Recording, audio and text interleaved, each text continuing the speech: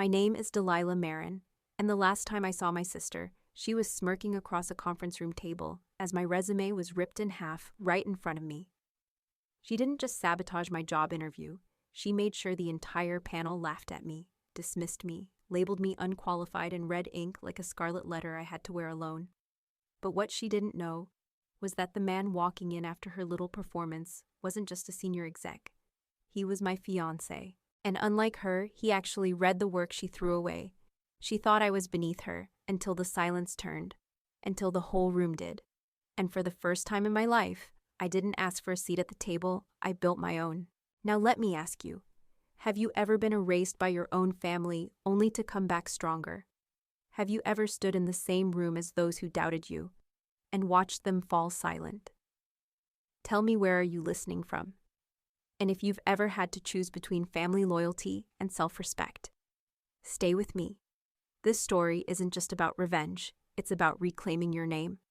I wasn't born with a silver spoon, but my sister made sure everyone thought she was. We grew up in the same modest 2-bedroom house on the edge of Trenton, New Jersey, same bunk beds, same cereal for dinner some nights. But somewhere along the way, Sabrina decided she was meant for more, and she made sure I knew I wasn't. She was 2 years older, louder, sharper. She had a way of filling a room before she even walked in. People listened to her, not because she was kind, but because she was convincing. By 16, she was already setting her eyes on Ivy League schools. By 22, she had landed a coveted internship at a boutique consulting firm in Manhattan. And everyone in the family was buzzing about her LinkedIn updates, like they were royal announcements. Me, I was the creative one. The quiet kid who stayed in her room tinkering with code sketching UI flows in notebooks, dreaming about ethical tech solutions while everyone else was dreaming about 6-figure salaries. I studied sociology and computer science, picked up side gigs, and eventually carved a niche in AI system ethics, an area too small and too soft for the corporate crowd to respect, at least back then. But I made it work slowly, quietly. I freelanced, built frameworks, ghost-wrote white papers that were quoted by people who didn't even know my name. My projects helped small platforms stay compliant, kept vulnerable user groups safe, reduced algorithmic bias in hiring software. But there were no headlines, no awards, just me, building things that worked, things that mattered, and Sabrina. She never saw that as real work. It's cute, she said once, when I told her I'd helped a nonprofit scale their data integration for community outreach. Like a side quest, it stung, but I swallowed it like I always did, because she was the golden child, and I was the shadow that followed her. Still, there was one thing I had that she didn't know: persistence. I applied to Storm CP, not because I thought I'd belong, but because I needed to know. I needed to stop standing in the wings of someone else's story. It was a long shot, sure, a mid-sized tech conglomerate, known for innovation in predictive modeling and corporate AI, but also infamous for its glass walls and colder hearts. I prepped for weeks, redesigned my portfolio, tailored every bullet point on my resume. I knew I wasn't flashy. I didn't have the polished smile, the insider connections, the Ivy League degree. But I had results, real ones, and I wanted a shot. What I didn't expect was to walk into the interview room and see her Sabrina Marin, in a navy silk blouse, perfect bun mug that probably cost more than my entire outfit, sitting at the center of the panel like she owned the oxygen in the room. She didn't even blink when our eyes met, didn't acknowledge me, not even a nod, like we'd never shared a room, never shared blood. And that's when it hit me, this wasn't just another interview.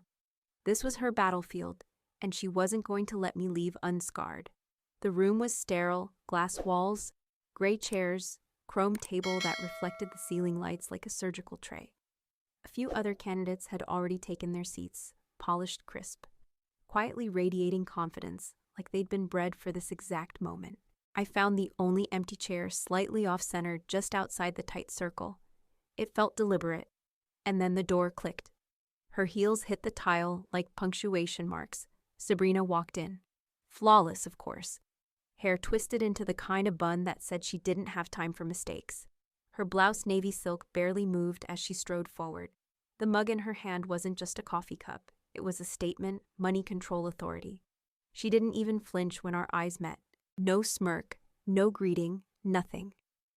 She walked past me like I was invisible, then took her place among the interview panel. I could almost hear my own heartbeat. The session started. Corporate buzzwords floated through the room. Scalable synergy disruption, but none of them landed. I was too busy counting how many seconds it had been since she looked at me and pretended I didn't exist. Then came the first jab. Would anyone like coffee? One of the assistants asked, holding a tray. Everyone got one. Every single person except me. I didn't say anything I didn't need to. Sabrina was already smirking over her mug lips, barely moving as she leaned toward the woman beside her. She's still dressing like she shops clearance racks at college bookstores, she whispered, just loud enough to sting. The woman beside her chuckled politely, just enough to register. Not loud enough to be accountable, but sharp enough to cut. I stared down at the table, my breath-shallow fingers tightening around the edge of my folder. I focused on the fake wood grain and told myself not to move. Not to react. I'd been here before. 7 years ago, my very first job interview ruined. Not coincidentally by the same woman now sipping caramel latte like it was champagne. They began calling names. One by one, candidates stood, introduced themselves, shook hands with the panel. Sabrina nodded, smiled, took notes. Until they called mine, I stood, walked to the center. Placed my resume in front of her. She glanced at it for exactly 2 seconds, then slid it across the table like it was a flyer someone shoved in her hand on the street. The man beside her barely glanced at it before setting it aside. And that was it. No handshake, no questions, just dismissal. I sat back down, a cough echoed behind me. Somewhere in the corner, a digital clock ticked louder than it should have. They let her in, someone whispered behind me. Didn't think she was even in tech. And then Sabrina laughed, not loud but precise. I didn't turn, didn't flinch, but I remembered every project I'd submitted on my own. Every night I'd stayed up writing clean code and cleaner documentation. Every system I helped design while she was on red carpets, at Women in Tech panels, giving talks based on frameworks I had built. This wasn't about being overlooked anymore. This was about being erased. Greg, the guy with the gold watch and permanent smirk, finally turned to me. So he said, spinning a pen between 2 fingers, "What makes you think you're ready for the big leagues?" His tone was syrupy, patronizing before I could answer. Sabrina reached across the table, snatched my resume again, uncapped a red pen, and began writing. The words were clear, even from where I sat. Wrong major. Wrong look, wrong fit. And underlined at the bottom in thick red strokes, unqualified. She set it down with a satisfied exhale, like she'd just handed in the final piece of evidence in a trial she intended to win. I didn't move, I just said calmly. I led the ethics redesign for 3 predictive systems last year. One of them cut processing time by 34%.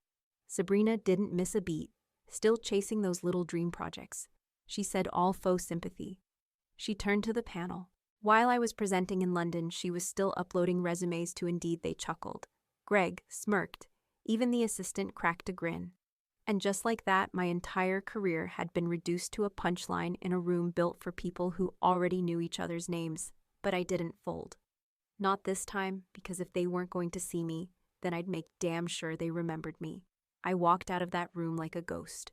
The sliding doors of Storm CP hissed shut behind me, but the sound of laughter still echoed in my chest. Tight, cold, acidic, my resume folder hung limp in my hand, creased from where I'd been gripping it too hard. The red ink still bled through the top page like a warning. Unqualified, a word so sharp it could split you in half if you weren't careful. I didn't cry. Not yet. Instead, I walked, block after block. No destination, just movement. My heels clicked on the pavement like I was trying to outrun humiliation. 2 blocks later, I ducked into a cafe I used to like, burnt espresso. No music. A corner table by the window. Safe, I ordered a drip coffee. I wouldn't drink. Sat down, opened the folder. Stared at the top sheet. Her handwriting was still there. Still loud, still proud. She had done this before. I had just never admitted how many times I let it happen. I remembered being 24, beaming with pride, when I showed Sabrina my nonprofit pitch deck, the one I stayed up 3 nights finishing. A week later, I watched the same firm she worked at, present a nearly identical proposal, and she never corrected them when they credited her. I remembered our father raising a glass at dinner that night, toasting Sabrina as the visionary, then turning to me with a pat on the shoulder and saying, "And Del, well, she's always been the kind one, kind, like a compliment laced with cement." My fingers curled around the edges of the paper. My thumb pressed into the corner until it tore slightly, and still no tears. Just silence. I opened my phone. My inbox was still open to a drafted resignation email. One I'd written the night before. A part of me had been ready to walk away. Maybe this industry wasn't for me. Maybe she was right. Maybe I didn't belong, but I didn't hit send. Instead, I deleted it. Because this wasn't just a bad interview, it was a line in the sand. I had spent too long trying to shrink myself into the version of success my family respected. I'd bent, contorted, erased entire pieces of myself just to be invited to the table. Not anymore. My phone buzzed again. "Elias, how did the interview go?" I started to type. It went exactly the way she wanted, then paused, deleted it. That was her version, not mine. I typed just one word instead. "Fine." Then I stood, folded the red-stained resume, slipped it back into my folder, and walked out of the cafe with the same calm I didn't feel. Because I wasn't going home. Not yet. The Storm CP building rose again in front of me like a glass fortress. Same security guard, same cold air, same reflection staring back at me in the entry glass. Only this time, something was different in my posture. I didn't flinch when he asked. "Back again, I'm here for the open assessment round," I said. He blinked, then picked up the phone. "Wait here." 2 minutes later, I was riding the elevator back up alone. Heart pounding, but eyes steady. When the doors opened, the panel was still there. Still talking, still sipping their lattes, and complimenting each other on culture fit. They didn't expect to see me again. I walked into the room without a word, pulled out the empty chair, the one they hadn't offered me the first time, and sat. Greg raised an eyebrow. "Well then," he said, tone laced with disbelief. Still here, I nodded. "You want another shot at it?" he asked, amused. "No," I said quietly. "I never got a real one." He gestured to the assistant. A thick packet of paper dropped in front of me. 10 pages printed. No calculator, no laptop. "This is our real assessment," he said. 15 minutes. No questions. I took the pen, set the timer on the corner, and started. Each question was harder than the last. Logic trap systems, modeling algorithmic ethics. My wrist ached, my eyes blurred, but I didn't stop. When the last second ticked down, I pushed the finished packet across the table. Greg picked it up, flipped through the pages, then slowly, deliberately tore it in half. Page by page, let the pieces fall into the trash. The room went silent. "Impressive penmanship," he said. Voice dry, "but we don't hire fiction writers." Laughter low. Controlled familiar. I didn't move, didn't blink, but in that moment something in me broke. Not in defeat, in decision. This wasn't about proving myself to them anymore. This was war. And the next time they tried to bury me, I was going to rise right through the cracks. I stood slowly. My chair made the faintest sound as it scraped against the tile. No one said a word. The torn test lay in the trash. Like an accusation, like a reminder, you do not belong here. But I didn't walk out, not yet. Instead, I stepped toward the waste bin, knelt and began gathering the pieces. Not because I wanted to save it, but because I wanted to remember every tear, every ink line, every moment. They refused to see what I was capable of. No one stopped me, even when Sabrina leaned forward and with a pointed heel, kicked one final page just out of reach, pinning it beneath her chair leg. Still crawling for approval, she whispered. I looked up. She expected tears. Maybe shame, but I gave her something else. A smile, not forced, not bitter earned. Because in that moment, I wasn't ashamed of who I was. I was ashamed of how long I'd let people like her decide what that meant. I gathered the last piece, stood, and left the room without another word. But I wasn't done. I walked straight past reception, out onto the sidewalk, and called Elias. I need you to email me the full audit log from the Storm CP system build-out in 2021, I said. He didn't ask why, just said on it. Because Elias knew he'd watched me piece together back-end ethics models when no one else cared. He was the one who'd quietly introduced me to the CTO during a networking dinner last year. And that's when everything clicked. Coulter, my fiancé. He hadn't said anything about joining Storm CP, only that a leadership shuffle was coming. He wanted me to face the interview without influence, without shortcuts, without anyone saying I didn't earn it. But now they'd earned what was coming, I went home.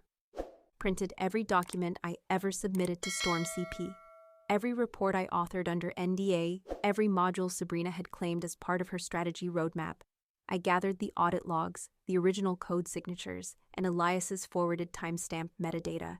I slid it all into a black folder. No anger, no drama, just evidence. At 3:45 p.m., I was back in the building.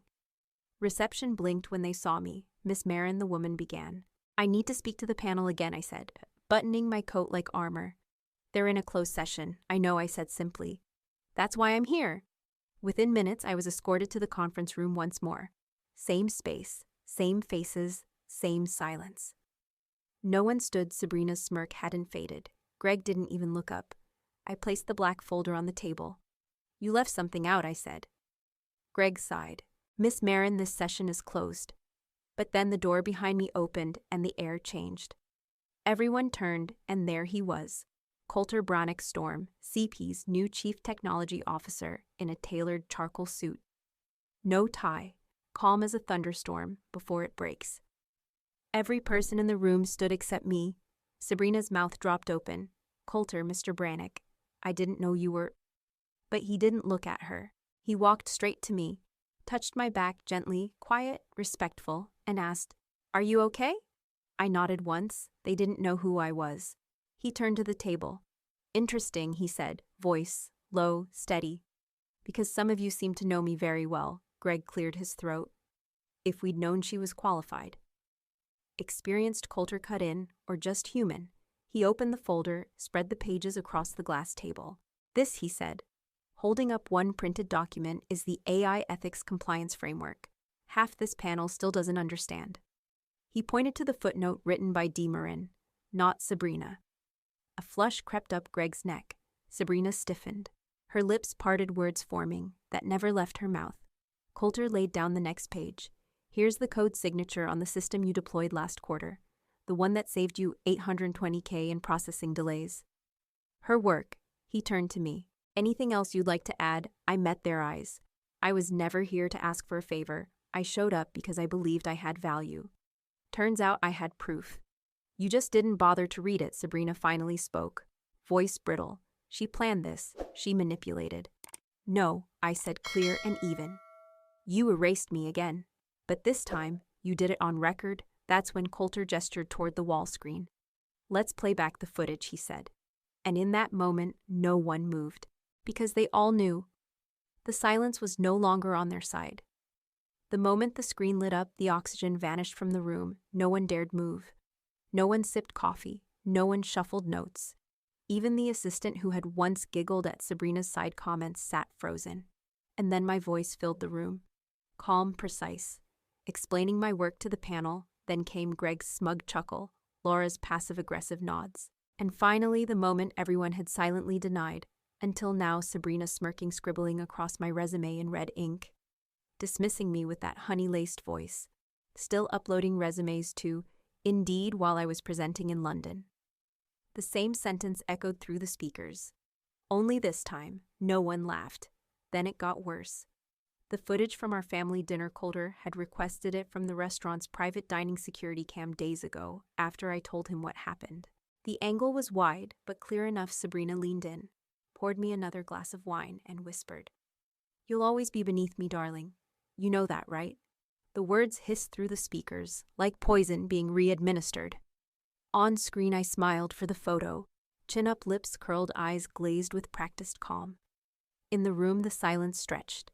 When the screen went dark, no one spoke. Not even Sabrina, not even Coulter. Until a voice from the end of the table finally broke the stillness. Legal advisor. This isn't just bad judgment, he said flatly. This is a potential liability. Greg sat back, visibly sweating. It was informal, exploratory, not binding. Coulter raised one brow. Oh, he said mildly. Then you won't mind if we submit the footage as part of our HR compliance review. Greg's face turned a deeper shade of red. Then unexpectedly, Sabrina slammed her hand on the table. She planned this, she snapped. She set this up to humiliate me. She introduced me to you. She pointed at Coulter like I'd just handed him a loaded weapon. She knew for someone who prides herself on strategy, I said quietly. You sure overlooked the part where the truth catches up. She wasn't done. She's not innocent, she barked. Look at what she sent a client. She yanked her phone from her coat pocket and slammed it on the table, a screenshot of an email. My name, my company footer, my words, apparently calling a potential client a walking disaster in heels. It looked damning until I reached into my bag and slid a small black binder toward legal. That email, I said, originated from Sabrina's IP address 2 nights ago. The server log was time-stamped. It showed her using a temporary admin login to access my archived drafts. The room deflated, not in shock, but in confirmation. Laura shut her notebook. Greg looked at his shoes. Even the once smirking assistant started realigning her stack of files, like she wanted to disappear.